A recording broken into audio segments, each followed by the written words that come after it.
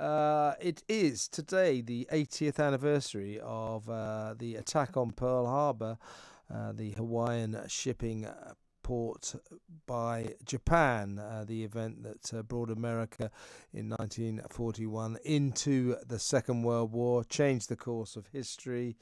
And the narrative has always been that America was shocked. They had no idea this was coming. Oh my God, what happened? Because suddenly, out of the sky, in the early morning sky, appeared all these Japanese planes, and they just bombed the hell out of Pearl Harbor, causing untold pain, agony, destruction, and the humiliation of a furious nation, America, which came into the Second World War with predictable results. Let's talk to an expert in the field, visiting professor at London South Bank University, Professor James Woudhuysen. Good evening, James. Hello. Now, the thing is, the narrative is that this was a great surprise and a shock. That Japan should act like this. But if you look at the events leading up to that dreadful day, December the 7th, 1941, it really wasn't that much of a shock. America had been sanctioning Japan for a long, long time. Basically, America and Japan have been involved in a kind of imperial battle for power in Asia. And, so historically, it wasn't quite the shock that everybody made out. That's true. In fact, I've got, as I usually do with you, Kevin, I've got a book here. If you can see the cover of it, it's got a ship on the cover, a rather old kind of ship. Yep. It's called The Influence of Sea Power in History by Admiral Mahan. And it was published in 1889. So in order to control the Philippines and in order to have the Spanish-American War in 1898, America had to be a big Asian power, a big naval power there. And they particularly got the frighteners as early as 1905 when, in an unprecedented style, Japan beat Russia, the first Asiatic nation to beat a European one in the Battle of 1905. So after that time, American wargamers, because there was a lot of wargaming going on quite early in the 20th century, had been wargaming the Pacific for tens of years before Pearl Harbor took place. And what's also often neglected in the official accounts, or the newspaper accounts, I should say, is that all the codes were broken by the Americans a number of years before the Second World War broke out. So there was the usual ineptitude on both sides. But a very interesting feature of that 1905 run-up, Kevin, was that it showed how much racial feeling dominated American perceptions of Japan, of everybody's perceptions, really.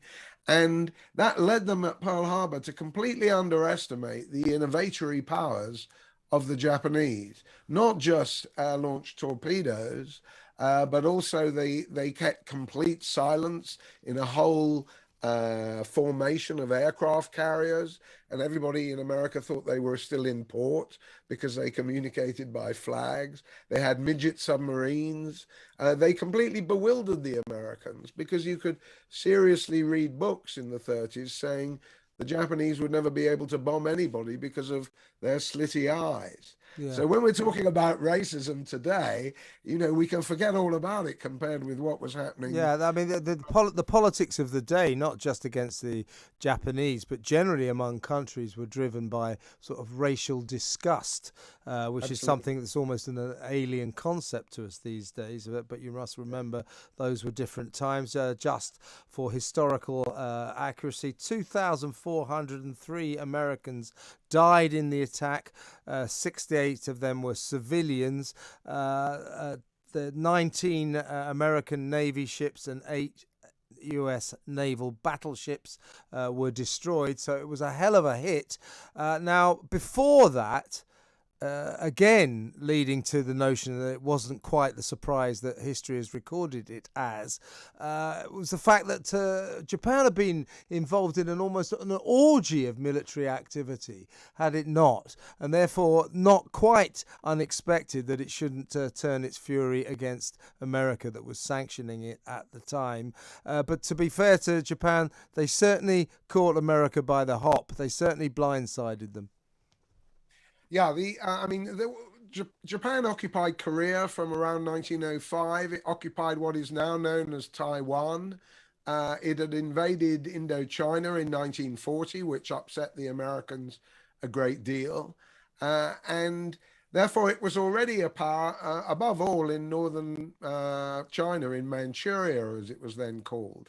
And the issue for Admiral Mahan back in the 1889, as for the Americans in 1941, was China, and remains China in many ways. Right? We shouldn't underestimate Japan today as the third largest industrial economy in the world, and its considerable powers continuing today for innovation. We needn't have a panic about its military effort, but it's quite sizable, as you might expect, of a major power like Japan. We've just been on maneuvers. British naval force have just been on maneuvers with Japanese ones. I'm sure that's going to lead to a solution to the Taiwan dispute. So what we have to understand is that, Asia is complicated as a place with many islands. The Japanese had to get hold of Indonesia for the oil in those days, which meant that they had to go through the Philippines. It's marine, the environment there. And there are many players, but fundamentally the issue's always been about China. Yeah, and of course America annexing Hawaii, the Hawaiian Islands, was to the Japanese an extremely annoying act in itself. So something was always going to give there. Now, just before you go, James, let's estimate just what a crucial event the attack on Pearl Harbor was, because, of course, America was dragged instantly into the Second World War, probably changed the course of that war. While you're on the subject, did Japan ever have any serious belief that it could defeat the United States of America in a military conflict? Well, that's a very interesting question.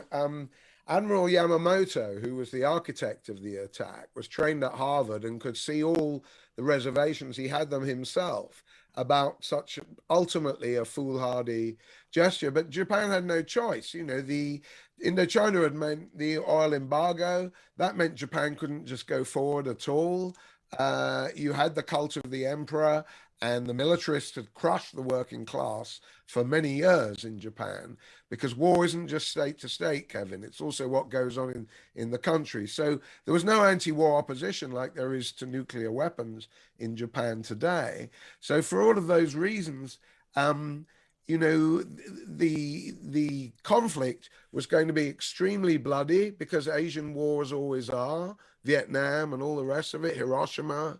And the conflict was also going to be attended by really rapidly moving alliances in the West that often confused everybody. So we really need to recover this whole period today, Kevin. It's not just a historical question, because Pearl Harbor really underlined how Asia is the center of the world today.